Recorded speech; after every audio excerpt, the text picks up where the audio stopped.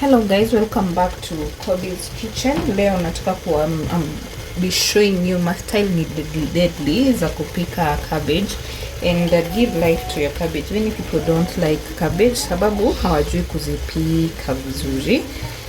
So today I'm going to be showing you how to give life to your cabbage.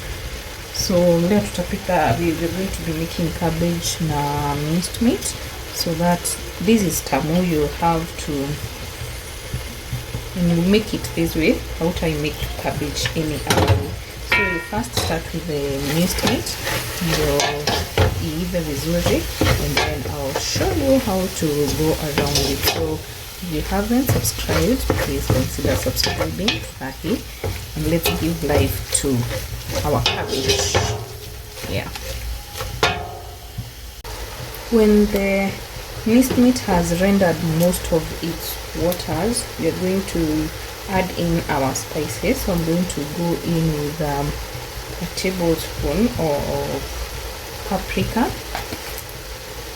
and then a teaspoon of ginger powder, and a teaspoon of a tablespoon of curry powder. Curry powder really pairs well with cabbage, so don't skip that. And you can also add in another spice that you really love. So cooking is about experimenting, so experiment with all the spices that you have. And then I'm going to add in my onions ndo zitoe their flavor before adding in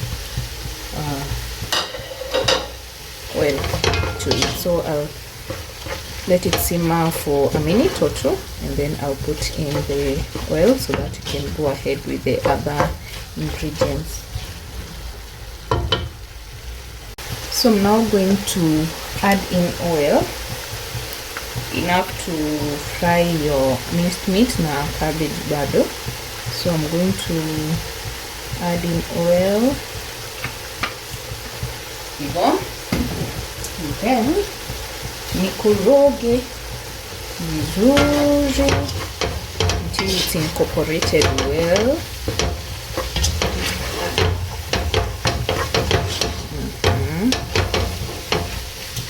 I had already added salt to the minced meat. Now I'm going to add in a tablespoon of tomato paste, and then a pinch of sugar to balance the acidity ya nyanya. So I combine vizuri, and then I have already blended two very huge tomatoes. That's what I'm going to be adding. I've blended tomatoes and three cloves of garlic. So that's what I will add in.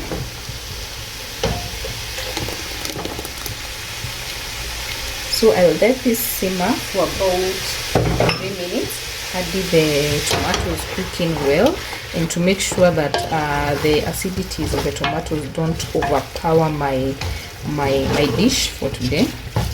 So I also forgot to buy hoho, so that is an ingredient that you should not skip. But juu sasa sina haya, tapika hivyo.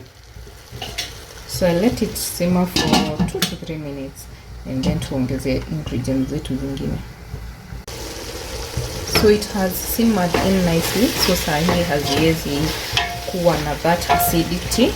And now I'm going to go in with my grated carrots. They are like four medium-sized carrots.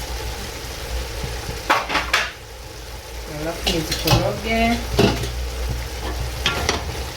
and let them cook for about a minute before I add in my cabbage. And also before I add in my cabbage, nitaeka roiko yangu, roiko ya roju. So if you're doing cubes, utaeka 2 Royco cubes, but kama ni powder just a teaspoon is enough, I think. So I'll let the carrots cook for a minute before I add in now my cabbages.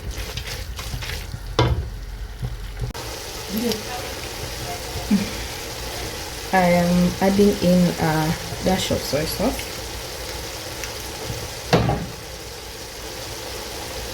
and then I now add in my cabbage.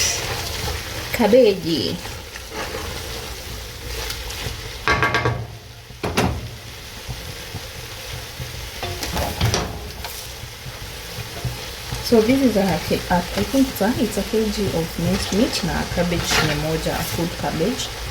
So I'll add in as I stir, do the incorporating well.